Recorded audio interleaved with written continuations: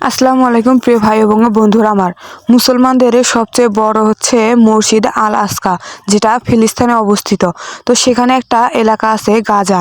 তো সেখানে অনেক মুসলমানের উপর মানুষ অত্যাচার করছে, প্রায় ধ্বংসই করে দিয়েছে সেই এলাকাবাসীদের। মুসলমানদের দেশ ত্যাগ করেছে। তো আল্লাহর কথার উপর বা পরিকল্পনার উপর এরকম কাজ করা ঠিক নয়। মানুষই কখনোই মানুষকে ধ্বংস করার কথা ভাবা যায় না। তো অবশ্যই এই ভুল ত্রুটিগুলো আমরা সংশোধন করে নেব। আর যারা মারা গেছে আল্লাহ তাআলা যেন তাদেরকে জান্নাত নসিব করে, এবং যারা এই পাপ কাজ করেছে তাদেরকে যেন আল্লাহ তাআলা ক্ষমা করে দেন। তো অবশ্যই আমরা পাপ কাজ থেকে দূরে থাকবো, আল্লাহর পথে চলবো এবং আল্লাহর কথা অনুযায়ী চলবো। তো অবশ্যই আমরা একটু তাদের পাশে দাঁড়াবো যারা গাজাবাসীদের উপর এত অত্যাচার করছে। তো বন্ধুরা, হয়তো কথাগুলো গুছিয়ে বলতে পারি না, অনেক ভুল হয়। তো এটা ভেবে খুব খারাপ লাগছে মানুষকে এরকম অত্যাচার করা।